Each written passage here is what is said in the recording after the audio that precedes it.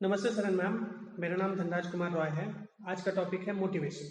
हम ये जानने की कोशिश करेंगे कि मोटिवेशन क्या है। हम किसी भी फील्ड से बिलोंग करते हो, चाहे स्टूडेंट हो, स्पोर्ट्स पर्सन हो, बिजनेसमैन हो, आर्टिस्ट हो, किसी भी फील्ड से बिलोंग करते हो, हर किसी को मोटिवेशन की ज़रूरत पड़ती ही है। थियोरिटिकली हम कह सकते हैं कि मोटिवेशन ऐसी कोई चीज़ है जो हमें एक्साइट करती हो कि हमें ये करना है या हमें कुछ करना है, या हम कह सकते हैं कि हमें ड्राइव करती हो कि मुझे ये करना है। अगर लेमन्स लैंग्वेज में कहा जाए, मतलब नॉर्मल भाषा में कहा जाए, तो साउंड फ्रॉम इनसाइड, मतलब अंदर की आवाज कि मुझे ये करना है या मुझे कुछ करना है।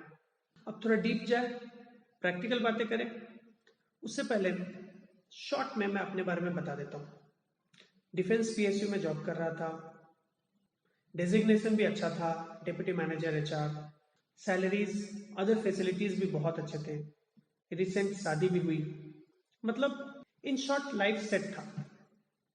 फिर मेरे लाइफ में एंट्री लिया मोटिवेशन ने, और जैसे ही मोटिवेशन ने मेरे लाइफ में एंट्री किया, वही अंदर की आवाज, साउंड फ्रॉम इनसाइड, तो मैंने चीजों को रियलाइज करना शुरू किया और अपने आप को विजुअलाइज किया। फ्यूचर में 10-15 साल बाद या 20 साल बाद अगर मैं इसी जॉब में कंटिन्यू रहता हूं तो मुझे क्या मिलेगा।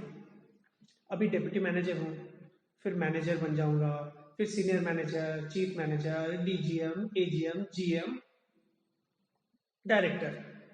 तो मैं डायरेक्टर एचआर तक बन सकता हूं। अगर मैं डायरेक्टर एचआर बन गया तो डायरेक्टर एचआर बनने के बाद मैं क्या क्या चीजें ऐसी है जो मैं अचीव करूंगा।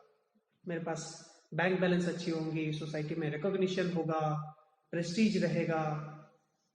और इस प्रोसेस में मैं किन किन चीजों को सैक्रिफाइस करने वाला हूं, उन चीजों को भी मैं एनालाइज किया और मैंने देखा कि लॉट ऑफ कॉम्प्रोमाइजेस है।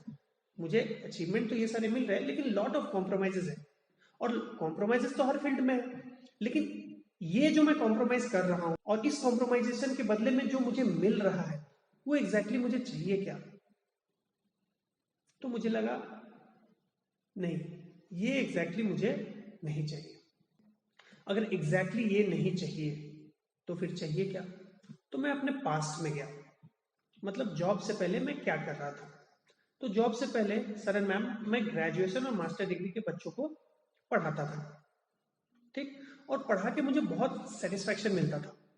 तो मुझे रियलाइज हुआ कि एजुकेशन एक ऐसा फील्ड है जो मेरे दिल के करीब है, और ये फील्ड ऐसा है कि जिसमें मैं लॉन्ग टर्म तक अपने आप को इन्वॉल्व करके रख सकता हूं, और इससे जो मुझे आउटकम मिलेंगे वो मुझे बहुत ही सेटिस्फैक्शन के साथ मिलेंगे। तो मैंने सोचा कि क्यों ना एजुकेशन फील्ड में जाया जाए।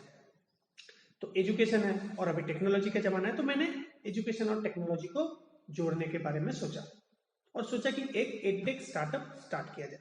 तो एडटेक स्टार्टअप के बारे में जैसे ही सोचा तो मैंने उस पर काम करना स्टार्ट किया। लगभग 8-10 महीना देने के बाद मुझे ऐसा लगा कि इस फील्ड में मेरा इंटरेस्ट दिन ब दिन बढ़ते ही जा रहा है।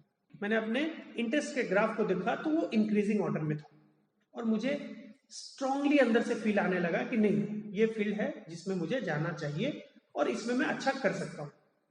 तो एडटेक स्टार्टअप स्टार्ट किया, वेबसाइट बनाया lrnr.in, मोबाइल एप्लीकेशन भी है LRNR। ये क्लास 1 to 10 स्टैंडर्ड के बच्चों के लिए है। इसमें chapter wise multiple choice questions अभी दिए हुए हैं, ठीक। पैरेलली इंस्टीट्यूट भी बनाया, कोचिंग इंस्टीट्यूट, जिसमें 1 से लेकर 10 स्टैंडर्ड के बच्चों को पढ़ाया जाता है। तो जितनी सारी सेविंग्स थी या जो भी थी, सारी चीजों को मैं इन्वेस्ट किया और स्टार्टअप स्टार्ट किया। तो जब मैंने रियलाइज किया कि मुझे स्टार्टअप करना है, तो स्टार्टअप करने के लिए मैं क्या कर सकता हूँ, जॉब के साथ पैरेलली कर सकता हूँ कि नहीं। तो मुझे लगा कि जॉब के साथ पैरेलली किया जा सकता है, लेकिन बहुत ही छोटे पैमाने पे। अगर आपको बड़े स्केल में करना है तो जॉब के साथ पैरेलली ये पॉसिबल नहीं है। तो मैंने लास्ट ईयर जॉब रिजाइन दे दी, मतलब सेटल्ड लाइफ से पूरा अनसेटल्ड हो गया। और जब से मैंने रिजाइन दिया तब से लेके अब तक, मतलब लगभग 1 साल में मैंने बहुत सारी चीजों को प्रैक्टिकली एक्सपीरियंस किया। उन सभी चीजों में मोटिवेशन एक ऐसी बहुत इंपॉर्टेंट चीज है जिसे मैं प्रैक्टिकली एक्सपीरियंस किया कि मोटिवेशन है क्या। मुझे इस एक साल में ये चीज महसूस हुआ कि मुझे हर एक दिन मुझे मोटिवेटेड रहना है। तो अपने आप को मोटिवेटेड रखने के लिए ग्रेजुएशन में और मास्टर डिग्री में, ग्रेजुएशन में बीबीए किया, मास्टर्स में एमबीए किया, तो ग्रेजुएशन और मास्टर डिग्री दोनों में ही मोटिवेशनल थ्योरीज पढ़ाए जाते हैं और मैं तो बच्चों को पढ़ाता था और पैरेलली में टॉपर भी था। तो मुझे सारे मोटिवेशनल थिंकर्स के सारे थ्योरीज पता थे, क्या थ्योरी है, क्या एजम्पशंस है, क्या क्रिटिसिज्म है, कैसे लोगों को मोटिवेट करते हैं, सब कुछ मुझे पहले से पता। तो मैंने क्या किया, एक एक मोटिवेशनल थिंकर्स के थ्योरी को अपने प्रैक्टिकल लाइफ में अप्लाई करना स्टार्ट किया। और जब मैं अप्लाई करने लगा तो मुझे पता चला एक्चुअली ये कोई भी थ्योरी मेरे लिए वर्क ही नहीं कर रहा है। अब क्या करूं? तो क्या मोटिवेशनल थ्योरी सब ऐसे ही बंडल बकवास है?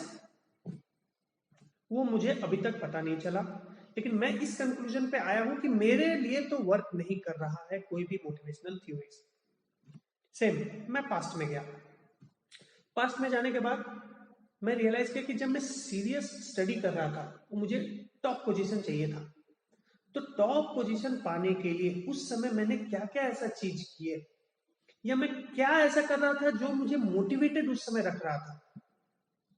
तो मैंने देखा, डीप जाके देखा, तो मुझे ये रियलाइज हुआ कि यार वो एक समय ऐसा समय था जिसमें कि मैं टॉप पोजीशन को पाने के लिए हर वो चीज सैक्रिफाइस करने के लिए तैयार था।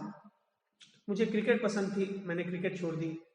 मेरा फ्रेंड सर्कल बड़ा था, मुझे लगा कि मैं अगर मोबाइल रखता हूं अपने पास तो मैं बर्बाद हो जाऊंगा, तो मैंने मोबाइल तक नहीं ली। और भी चीजें जो भी उस पोजीशन को पाने के लिए, फर्स्ट पोजीशन को पाने के लिए ग्रेजुएशन और मास्टर डिग्री दोनों में मुझे जो जो चीजें मेरे समझ में उस समय लगा कि ये चीजें मुझे प्रॉब्लम कर सकती है, मैं उन सब चीजों को सैक्रिफाइस किया। कुछ समय मुझे ऐसा लगा कि मुझे आंसर राइटिंग पर काम करना है, मैंने उस पर काम किया, लोगों से डिस्कस की, पढ़ाई ज्यादा करना है किया। मतलब इन शॉर्ट मुझे जो सारी चीजें लगी कि इस चीज को पाने के लिए ये सारी चीजें जरूरत है, उस समय मैंने वो किया और मुझे वो मिला। आप सभी ने भी अपने लाइफ में कुछ ना कुछ अचीव किया है या कुछ ना कुछ अच्छा किया है, जो चीज आपको अभी तक सेटिस्फेक्शन देती है कि आपने वो चीज किया है। आप याद करके देखिए, ऐसी क्या बात थी उस समय जिसके कारण उस चीज को आपने उस समय अचीव किया था। तो आपको रियलाइज होगा कि आपने उस समय जो चीज आपने अचीव किया, उस चीज को पाने के लिए जिस जिस चीजों को सैक्रिफाइस करना था आपने वो किया, इसलिए आप वो कर पाए।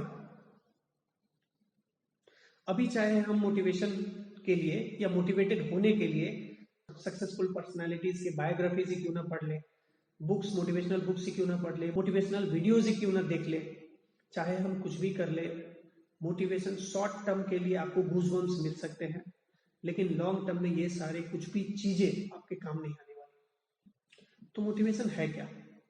जहां तक मैंने समझा है, मोटिवेशन हर किसी का अपना इंडिविजुअल डिसीजन है टू सैक्रिफाइस, कि मुझे ये चीज करना है या मुझे ये पाना है और इस चीज को पाने के लिए ये सारी चीजों को सैक्रिफाइस करना होगा। और मुझे अंदर से स्ट्रांग फीलिंग आ रहा है कि नहीं, इस चीज को पाने के लिए इन सारी चीजों को जो मुझे सैक्रिफाइसेस करने होंगे, मैं सारी चीजों को सैक्रिफाइस करने के लिए तैयार हूं अनकंडीशनली। तो आपको जो लाइफ में चाहिए वो आपको मिल ही जाएगा। और अगर आप अपने मोटिवेशन के लिए बुक्स पढ़ रहे हैं, वीडियोस देख रहे हैं या कुछ भी कर रहे हैं, जो भी कर रहे हैं वो आपके लिए शॉर्ट टर्म है, आपके लिए काम नहीं आने वाला। ये आपका पर्सनल अपना डिसीजन है टू सैक्रिफाइस एवरीथिंग।